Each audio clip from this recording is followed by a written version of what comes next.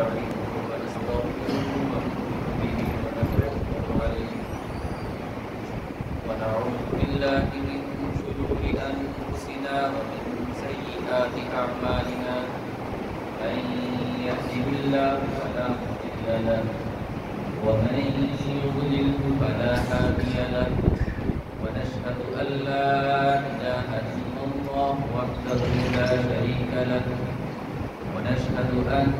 سيدنا ومولانا محمدا عبده ورسوله أما بعد فأعوذ بالله من الشيطان الرجيم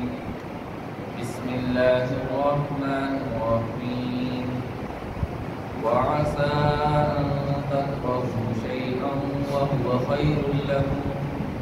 وعسى أن تحبوا شيئا وهو شر لكم والله يعلم وأنتم لا تعلمون وقال النبي صلى الله عليه وسلم إنما الأعمال بالنيات صدق الله وصدق رسوله النبي الكريم ونحن على ذلك من الشاهدين والشاكرين والحمد لله رب العالمين اللهم صل على سيدنا ومولانا محمد النبي الأمي وعلى آله وسلم تسليما كثيرا كثيرا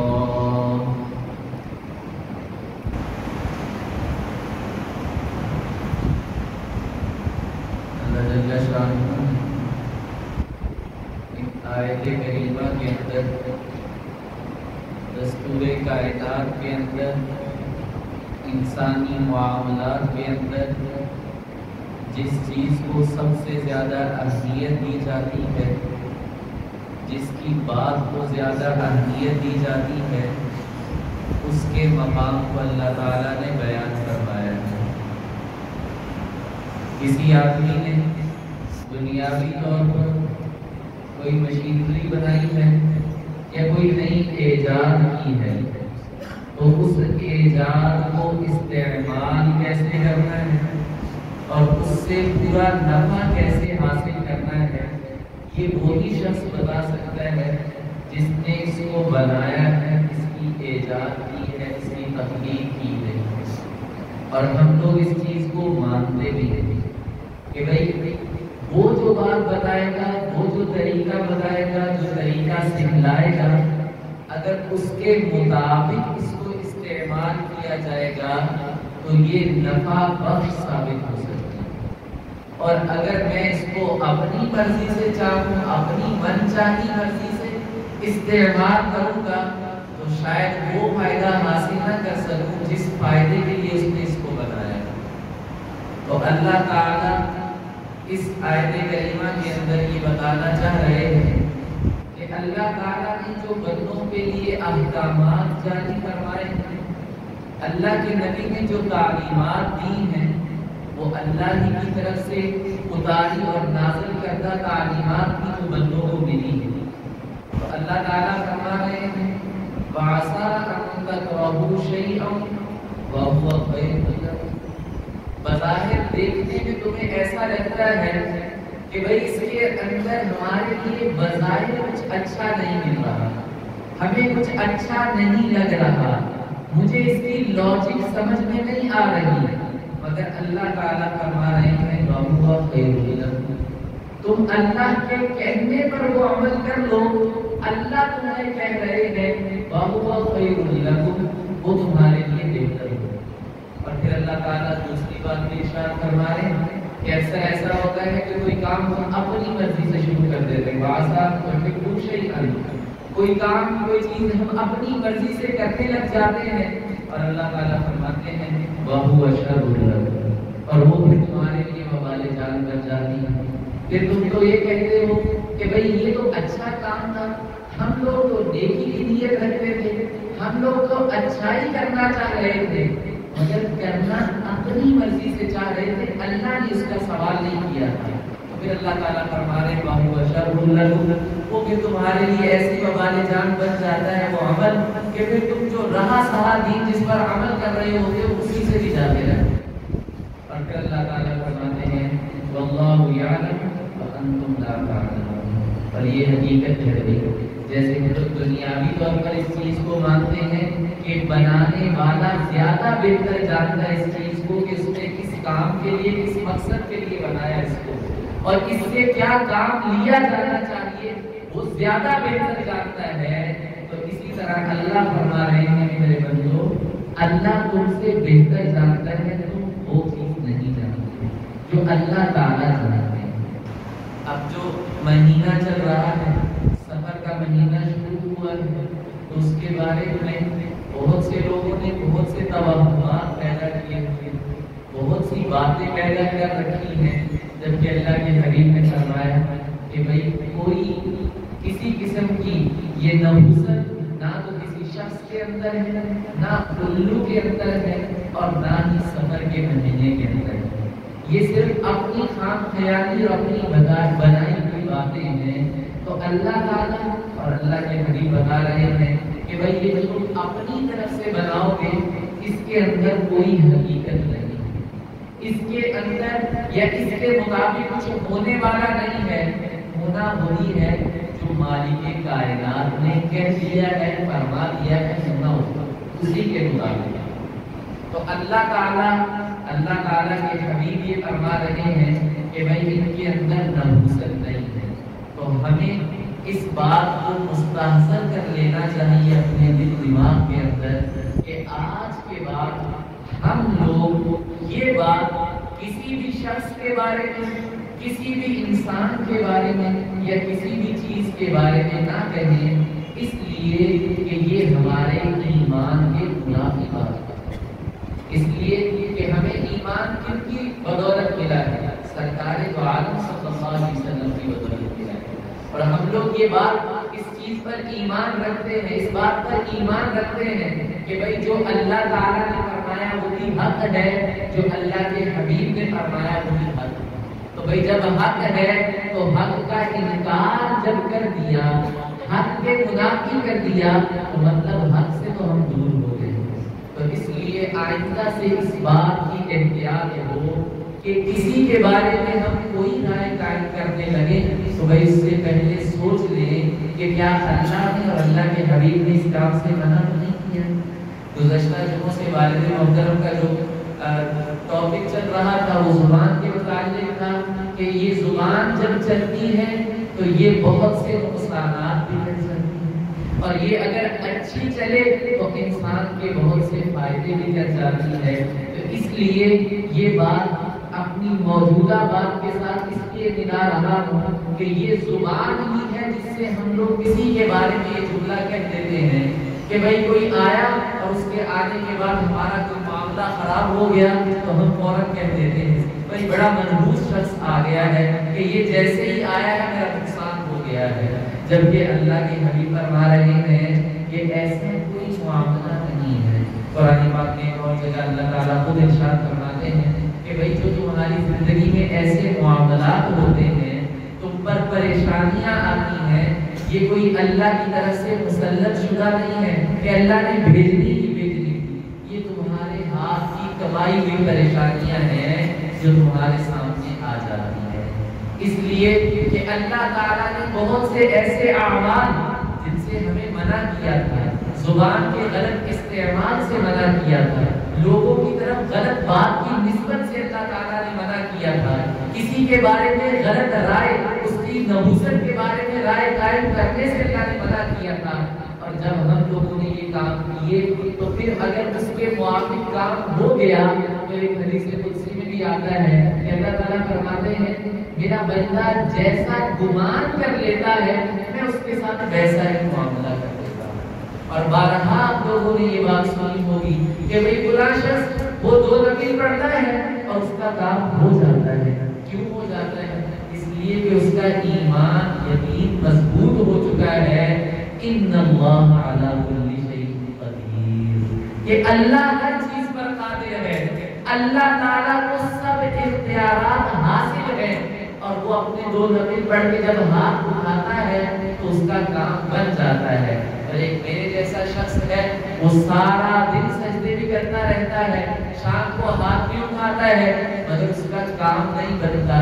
کیوں نہیں بنتا؟ کہ اس کا دل اور اس کا دماغ اس کا ساتھ نہیں دے رہے ہوتے. وہ زبان سے الفاظ تو کہہ رہا ہوتا ہے مگر دل اور دماغ سے یہ بات بھی کہیں نہ کہیں سوچ رہا ہوتا ہے کہ بھئی بلا دعا سے بھی کبھی ہمارا کام بنے گا کیا؟ خالی صرف الفاظ دہرانے سے بھی ہمارا کام بنے گا؟ تو بھئی اللہ تعالیٰ فرماتے ہیں کہ میرا بندہ جیسا گمان کر لیتا ہے ہم ویسا اس کے ساتھ معاملہ کر لیتے ہیں. تو اس سفر کے بارے میں ہمارے اندر, ہمارے معاشرے کے اندر جو غلط فہمیاں پیدا ہو چکی ہیں, جو غلط فہمیاں پیدا کر دی گئی ہیں اور جو غلط فہمیاں چل رہی ہیں, تو بھئی ہم میں سے آج کے بعد ہر ایک کو یہ کوشش کرنی ہے کہ ان غلط فہمیوں کو دور کیا جائے. اگر گھر والے خاتون خانہ کوئی بات کہیں تو بھائی انہیں سمجھانا چاہیے کہ بھائی یہ ہم اپنے ایمان کو ضائع کرنے والی بات کر رہے ہیں کہ جب ہم کس کام کو, کسی بھی کام کے ہونے کو کسی اور کی طرف منسوخ کر دیتے ہیں کہ بھائی فلاں آیا تو ایسا ہو گیا, فلاں نے ایسا کیا تو ایسا ہو گیا, فلاں نے ہمارا رزق بند کر دیا, فلاں نے ہمارا یہ نقصان کر دیا. بھائی ایسا معاملہ نہیں ہے. اللہ کے حبیب نے بارہا فرمایا تھا, صحابی آئے اور انہوں نے کہا یا رسول اللہ ہمارے اونٹ کو خارش لگتی ہے, اگر وہ خارش والا اونٹ باقی اونٹوں سے ملتا ہے تو باقیوں کو بھی خارش لگ جاتی ہے. اللہ کے حبیب نے فرمایا کہ میرے صحابی ایسا تو نہیں ہے, اللہ نے تو ایسا فرمایا ہے کہ بھائی خارش دوسرے اونٹوں کو بھی لگ جائے گی. اللہ کے نبی نے پوچھا کہ میرے صحابی وہ جو تمہارا پہلا اونٹ تھا جس کو خارش لگی اس کو خارش کس نے لگائی؟ تو صحابی اب لاجواب ہیں. اللہ کے حبیب نے فرمایا کہ بھائی وہ تو اللہ کے حکم سے لگی, اللہ تعالیٰ کی طرف سے وہ بیماری آئی ہے. تو بھائی جب وہ اللہ کی طرف سے آئی ہے تو یہ جو متعدی ہونا ہے یہ بھی اللہ کے حکم سے ثابت ہے. اور اگر وہ کام جو شروع اللہ کے حکم سے ہو رہا ہے تو بھائی تم اللہ سے دعا کرو کہ اللہ کے حکم سے وہ کام ختم بھی ہو جائے گا, وہ بیماری ختم بھی ہو جائے گی. یہ بات کہنا کہ خدا آیا یا خدا ان سے مل گیا اور بیماری بڑھتی چلی گئی, ایسا تو کسی جگہ پر نہیں لکھا ہے. تو یہ اللہ کے نبی کے اعتقاد کے اندر جو ضعف آنا تھا, جو کمزوری آنی تھی اپنی امت کے اندر, اللہ کے نبی پہلے ہی اصلاح فرما کر چلے گئے ہیں کہ بھائی ایسا نہ ہو کہ تمہارا اعتقاد اتنا کمزور ہو جائے کہ کسی کی کہی ہوئی بات پر تم ایمان لاؤ اور اپنے ایمان کا ویسے ہی بیڑا کرو. ہم لوگوں کے موجودہ صورتحال کے اندر ہماری بیماری کے جو ایام گزرے ہیں پیچھے, بھائی اس کے اندر احتیاط بھی لازم تھی, مگر یہ بات کہنا کہ فلاں آیا اور اس سے بیماری کو لگ گئی, وہ فلاں جگہ فلاں سے ملا اور اس کو اس سے بیماری لگ گئی, فلاں جگہ سے اس نے اس کو بیماری لگا دی, تو بھائی یہ تو ہمارے ایمان کے منافی تھا. یہ اسی کی وجہ سے ہم پر پکڑ کی جو ہمارا ایمان کمزور ہو چکا. اور اللہ تعالیٰ جو کروا رہے ہیں, اللہ تعالیٰ نے بھی ویسا ہی ہمارے ساتھ معاملہ کیا کہ جیسا ہم نے گمان کر لیا. ہمارا گمان یہی تھا کہ بھائی تم کسی سے ملو گے بس تمہیں بیماری ایسے دوڑ کر چمٹ جائے گی, اور جیسا ہمارا گمان تھا کہ ہماری ویسی اللہ تعالیٰ نے پکڑ کروا لی. اور جیسے جیسے لوگوں کا یہ گمان دور ہوا ہے, وہی ماحول ہے, وہی لوگ ہیں, وہی منظر ہے, وہی جگہ ہے, ہم لوگ بیٹھے ہوئے ہیں, ذہنوں میں خیال تک نہیں آ رہا. اور اللہ تعالیٰ نے بھی ہمارا معاملہ ویسا درست فرما دیا ہے کہ ابھی کسی کو کسی سے کوئی خوف نہیں ہوتا ہے. بھائی یہ معاملہ ہم اپنی زندگی کے ہر عمل میں اختیار کر لیں کہ بھائی جو اللہ تعالیٰ نے فرما دیا مجھے اس کے مطابق زندگی گزارنی, مجھے اللہ نے جو حکم دیا ہے مجھے اس کے مطابق عمل کرنا ہے. زمانے والے کیا کہتے ہیں مجھے اس کی فکر نہیں کرنی ہے, اس لیے کہ اگر میں اللہ کے حکموں کا خیال کروں گا تو اللہ براہ راست میرا خیال کروائے گا. یہ اللہ کے حبیب نے اپنے ایک صحابی سے فرمایا تھا, جس حدیث کا مفہوم یہی ہے کہ بھئی تم اللہ کے حکموں کا خیال کرنا, اللہ تمہارا خیال کروائے گا. اگر تم نے اللہ کے حکموں کو توڑا اور بندوں کی فکر میں لگ گئے تو پھر اللہ تم سے اپنی فکر کو ہٹا لیں گے, پھر اللہ کے ذمہ تمہاری فکر نہیں ہے, پھر تم اپنی فکر خود کرتے رہنا. تو بھائی ہمیں یہ کوشش کرنی ہے کہ ہمارے اندر یہ اعتقاد کی جو کمزوری آ رہی ہے ہمیں اس کو دور کرنا چاہیے. اور جو اللہ تعالیٰ فرما رہے ہیں ہمیں کہ بہت سی چیزیں ایسی ہوں گی جو ہم نے تمہیں حکم دیا، تمہیں تو یہ لگتا ہوگا کہ بھائی اس کے اندر کوئی بھلائی نظر نہیں آ رہی، ہمارے لیے کوئی بہتری نظر نہیں آ رہی، مگر اللہ تعالیٰ فرما رہے ہیں اسی عمل کے بعد بہت خیر لکم، تمہارے لیے بہتری آ جائے گی. اور دوسری طرف اللہ تعالیٰ نے فرمایا کہ وَعَسَىٰ تُحِبُّوا شَيْئًا، اور کچھ اعمال میں تم ایسے کرو گے اپنی مرضی سے کہ تم انہیں پسندیدہ جانو گے کہ بھائی یہ بڑے ہی محبوب عمل ہیں، ان سے شاید ہماری نجات ہو جائے گی. مگر کچھ وقت گزرے گا کہ ہم وہی اعمال ہمارے لیے وبال جان کریں گے اور پھر ہم اس زبان سے نشکری کے کلمات کہنے شروع کریں گے کہ بھائی یہ پتہ نہیں کیسا دین مولوی صاحب نے دے دیا، یہ پتہ نہیں کیسا دین ہے کہ عمل کرتے ہیں زندگی پہلے سے زیادہ اجیرت گزرنا شروع ہو جاتی ہے. تو بھائی پھر ہمیں اندازہ کرنا چاہیے، ہمیں دیکھنا چاہیے کہ جن اعمال کے کرنے سے ہماری زندگی پہلے سے زیادہ مشکل ہو رہی ہے، کہیں وہ اعمال ہماری اپنی مرضی والے اعمال تو نہیں. گزشتہ آخری مرتبہ جب جمعہ پڑھایا تھا تو تب بات کی تھی کہ اللہ کے نبی سے جو محبت ہم لوگ کرتے ہیں اور جو طریقے ہم لوگ اختیار کرتے ہیں، تو اس محبت کی وجہ سے جو معاشرے کے اندر انتشار پیدا ہوتا ہے، تو آج ہم لوگ ایک دوسرے سے سوال یہ کرنے لگ جاتے ہیں کہ بھئی کر تو ہم محبت رہے ہیں، یہ محبت ہمارے لیے وبال جان کیوں بن رہی ہے، یہ اتنی زیادہ ہمیں مشقت کیوں اٹھانی پڑ رہی ہے، یہ اتنا زیادہ معاشرے کے اندر انتشار کیوں پیدا ہو رہا ہے. تو بھئی ہمیں دیکھ لینا چاہیے کہ کہیں ہم وہ کام تو نہیں کر رہے جو اللہ نے فرمایا تھا وَعَسَىٰ تُحِبُّوا، کہ تم اپنے پسندیدہ کام کرو گے، اپنے من چاہے کام کرو گے، اور وَهُوَ شَرٌّ لَكُمْ، اور اسی کے اندر تمہاری بربادی آ جائے گی کہ اللہ تعالیٰ انہی کاموں پر تمہاری پکڑ کروا لیں گے.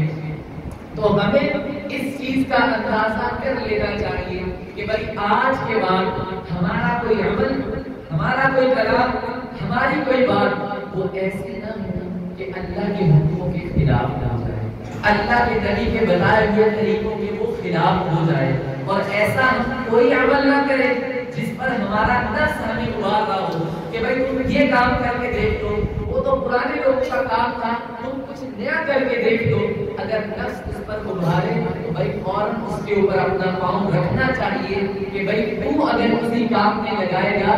سوائے بربادی کے اور کچھ میرے مقدر میں نہیں آئے گا. اس لیے کہ یہ بات کس نے فرمائی ہے؟ یہ احکم الحاکمین نے فرمائی ہے کہ بھائی ہم نے تمہیں بنایا ہے،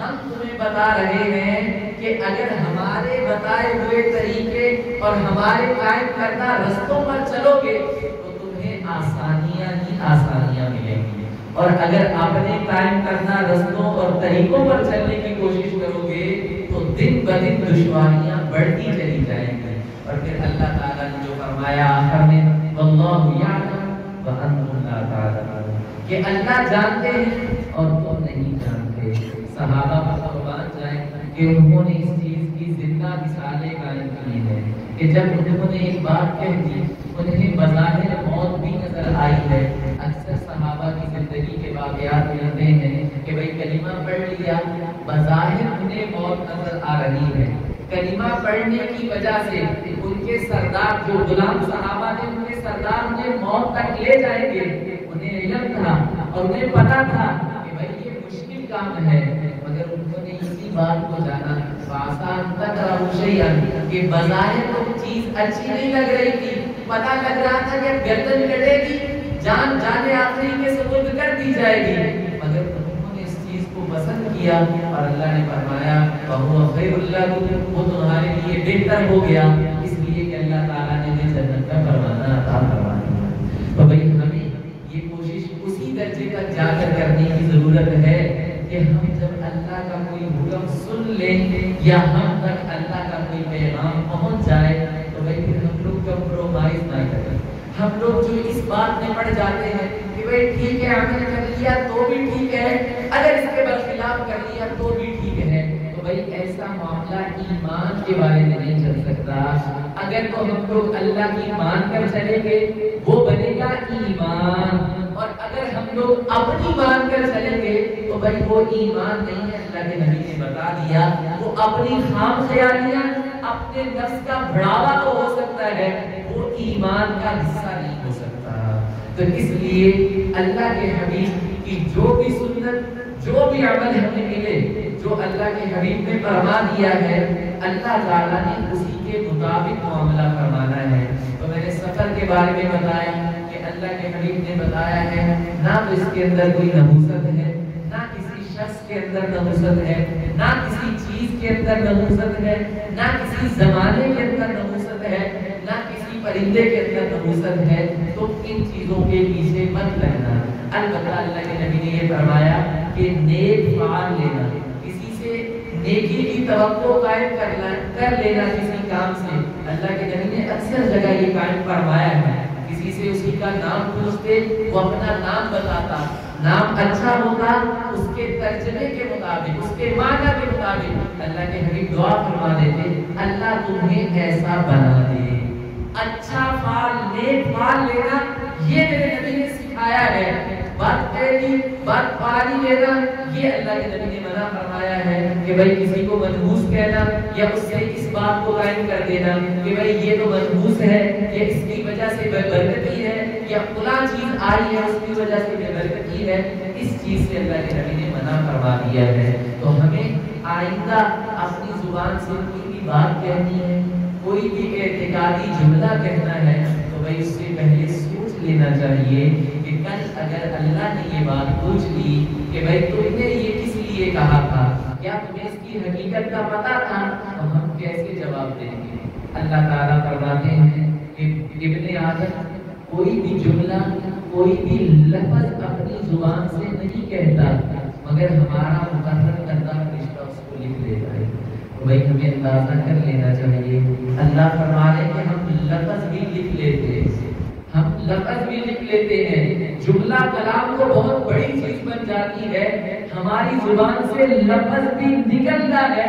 وہ فرشتہ لکھ لیتا ہے اور بروز محشر اس کا سوال کیا جائے گا۔ اور اللہ تعالیٰ نے اگر ایک ہی جملے کے بارے میں پوچھ لیا تو بھائی ہم کیا جواب دیں گے؟ تو بہتر یہ ہے کہ ہم اپنی زبان کو خاموش رکھیں۔ اللہ کے نبی نے یہ فرمایا تھا من صمت نجا، جو خاموش رہ گیا وہ نجات پا گیا۔ اگر وہ بری بات نہیں کہہ رہا، وہ اپنی زبان کو خاموش رکھ رہا ہے، بری بات کے گناہ سے تو بچ رہا ہے، خاموش رہ رہا ہے، خاموش رہنے کے ساتھ اللہ کے نبی نے فرمایا اگر تم اپنی زبان پر ذکر اللہ کو جاری کر لو تو اللہ تعالیٰ تمہیں اسی زبان سے نفع بھی عطا فرما دیں گے۔ تو اپنی زبان کو استعمال کرنے سے پہلے، اعتقادات کو قائم کرنے سے پہلے ہم لوگ اگر تھوڑا سا سوچ کر بولیں، تھوڑا سا سوچ کر اپنے اعتقادات کو قائم کرنا شروع کر دیں تو انشاءاللہ ہماری زندگیاں بہتر ہونا شروع ہو جائیں گی، ہمارے معاشرتی حالات بہتر ہونا شروع ہو جائیں گے۔ آج جو جملہ زبان سے عام ہو چکا ہے کہ بھئی حکومت کی وجہ سے ایسا ہو رہا ہے، حکومتیں اچھی ہوں گی تو معاملات اچھے ہوں گے، بھئی یہ کسی جگہ قانون نہیں لکھا ہوا، نہ تو قرآن پاک میں یہ قانون لکھا ہے، نہ احادیث مبارکہ میں کہیں یہ قانون لکھا ہے کہ حکومتیں اچھی ہوں گی تو اللہ تعالیٰ نیچے والا معاملہ بھی اچھا فرما دیں گے۔ ایسا نہیں ہے، اللہ تعالیٰ تو فرماتے ہیں لا یکلف اللہ نفسا الا وسعہا، کہ ہم نے تمہیں تمہارے نفس کے علاوہ کا مکلف ہی نہیں بنایا، تم اپنے نفس کی فکر کر لو، اللہ معاشرے کو خود ہی درست کروا دیں گے۔ اللہ نے معاملہ نیچے والے کو سپرد کیا ہے، ہر ایک کی مہار اس کے کندھے پر ہے، اگر وہ اپنے آپ کو درست کر لیتا ہے تو اللہ تعالیٰ سارے کا سارا معاشرہ درست کروا دیں گے۔ اور اگر میں خود کو درست نہیں کر رہا، میں کہہ رہا ہوں فلاں یہ کرتا ہے، فلاں یہ کرتا ہے، فلاں نے یہ کر دیا، فلاں یہ کرتا ہے، تو بھائی اس سے تو کچھ نہیں، اس سے فساد نہیں بڑھے گا، معاشرے کے اندر سکون نہیں بڑھ سکتا۔ تو ہمیں یہ فکر کرنی ہے کہ آئندہ کے بعد ہم لوگ اپنی زبان سے کوئی بھی بات کہیں، کوئی بھی اعتقاد قائم کریں اپنے ذہن سے تو پہلے یہ سوچ لیں کہ کیا اللہ کے نبی نے یا اللہ تعالیٰ نے اس سے منع تو نہیں فرمایا ہے، اگر منع فرمایا ہے تو ہمیں اپنی زبان کو خاموش بڑے بڑے اہل علم گزرے ہیں. امام شافعی کے بارے میں آتا تھا کہ ان کے پائے کا کوئی عالم زمانے میں موجود نہ تھا، مگر جب ان سے سوال کیا جاتا کسی بھی دینی مسئلے کے بارے میں یا دنیاوی مسئلے کے بارے میں تو اکثر خاموش رہا کرتے یا کچھ وقت خاموش رہنے کے بعد جواب دیا کرتے تھے. جواب کا علم ہونے کے باوجود اپنی زبان کو خاموش رکھتے. شاگردوں نے ایک مرتبہ سوال کر لیا کہ شیخ آپ کو علم تو سارا ہے اور علم سارا منضبط اور مضبوط علم آپ کے پاس ہے، احادیث کا ذخیرہ آپ کے پاس ہے، مگر آپ ایسا کیوں کرتے ہیں کہ توقف کرتے ہیں اور اس کے بعد آپ اس کا جواب دیتے ہیں؟ تو شیخ نے جواب دیا کہ بھائی جب کوئی میرے سے سوال کرتا ہے مجھے جواب معلوم بھی ہوتا ہے تو میں کچھ وقت خاموش رہ کر یہ سوچتا ہوں کہ آیا یہ جواب دینا ضروری بھی ہے یا نہیں ہے، کیا اس کو جواب دینے سے میرا یا اس کا کوئی فائدہ بھی ہوگا یا نہیں ہوگا. اگر تو یہ بات سمجھ میں آ جاتی ہے کہ میرا یا اس کا یا اہل مجلس کا کوئی فائدہ ہو جائے گا تو میں اس کا جواب دے دیتا ہوں. اگر میں یہ سمجھتا ہوں کہ نہ میرا کوئی فائدہ ہے نہ اس کا نہ اہل مجلس کا کوئی فائدہ ہے تو میں اپنی زبان کو خاموش رکھتا ہوں. تو بھائی یہ اہل علم اپنے عمل سے بھی بتا گئے ہیں کہ بھائی اپنی زبان کو جتنا خاموش رکھو گے اتنا اللہ کی طرف سے وبال تمہارے اوپر کم ہوگا، اور جتنا یہ زبان زیادہ چلے گی اللہ کی طرف سے اتنا ہی سوال ہم سے زیادہ ہوگا. ہمیں اس چیز کو مستحضر رکھنا ہے اس ذہن کے اندر کہ یہ زبان جتنی زیادہ چلے گی لفظیات کے اندر لگے گی اتنا ہی اللہ کی طرف سے ہماری پکڑ زیادہ سخت ہوتی چلی جائے گی. تو آئندہ سے ہم لوگ اپنی زبان کا استعمال کرنے لگے، ہم کوئی رائے قائم کرنے لگے، ہم کوئی بات کسی کے بارے میں کہنے لگے تو بھائی صرف ایک لمحہ پہلے سوچ لیں کہ کیا میں یہ شریعت کے خلاف تو نہیں کر رہا، کیا اللہ کے حکموں کے خلاف تو نہیں کر رہا، کیا اپنے نبی کے بتائے ہوئے طریقے کے خلاف تو نہیں کر رہا. اگر کر رہا ہوں تو اپنی زبان کو خاموش کروں، اور اگر میں اس کے مطابق بات کرنے لگا ہوں تو بھائی اس کے اندر اسی کے مطابق بات کروں، اس سے بڑھا کر میں اپنی بات کو بیان نہ کروں. اس کا بھی ہمیں خیال کرنا ہے. اکثر جذبات کے اندر ہم لوگ بات کو جو اللہ کے نبی نے فرمائی ہے اس سے بھی زیادہ بڑھا کر بیان کرنا شروع کر دیتے ہیں. بھائی یہ بھی اللہ کی پکڑ کا باعث بن جاتا ہے کہ اپنی طرف سے باتوں کو بڑھا کر چڑھا کر بیان کرنا، اس پر بھی اللہ تعالیٰ پکڑ فرما سکتے ہیں. تو آج کے بعد ہم میں سے جس کو اس بات کا علم ہو گیا کہ بھائی یہ غلط اعتقاد قائم کرنے سے اللہ نے منع فرمایا ہے اور غلط بات کو کسی کی طرف منسوب کرنے سے اللہ نے منع فرمایا ہے، اللہ کے حبیب نے منع فرمایا ہے، اور یہ نبوت کو کسی کی طرف منسوب کرنے سے منع فرمایا ہے، بھئی یہ اس پر لازم ہے کہ آج کے بعد وہ اس کے منافی عمل نہ کرے، آج کے بعد وہ کسی کی طرف ایسی باتوں کو منسوب نہ کرے، اور اس بات کو آگے دوسروں تک پہنچانا بھی اس کے اوپر لازم ہے کہ اللہ کے نبی نے فرمایا تھا بلغوا عنی ولو آیہ، پہنچاؤ میری طرف سے چاہے وہ ایک آیت ہی کیوں نہ ہو. تو بھائی یہ ہم میں سے ہر ایک پر لازم ہے کہ جس اچھی بات کا، جس دین کی بات کا علم ہو جائے تو بھائی پھر اپنا عمل بھی اس پر مضبوط ہو جائے، جہاں تک ہو سکے ہم وہ پیغام آگے پہنچائیں، اپنے اہل خانہ کو وہ بات پہنچائیں، وہ پیغام پہنچائیں تاکہ ان کے اعمال بھی بہتر ہونے شروع ہو جائیں. میں نے پہلی بات کی کہ پہلے اپنا عمل مضبوط کر لے، پھر ہم اپنی بات کو آگے تک پہنچائیں تاکہ اللہ تعالیٰ ہمارے لیے بھی راحتوں کا سامان فرمائے، ہمارے اہل خانہ اور اپنے دوست احباب کے لیے بھی اللہ تعالیٰ راحتوں کا انتظام فرمائے. حق تعالیٰ شانوں سے دعا ہے، حق تعالیٰ شانوں عمل کرنے کی توفیق عطا فرمائے.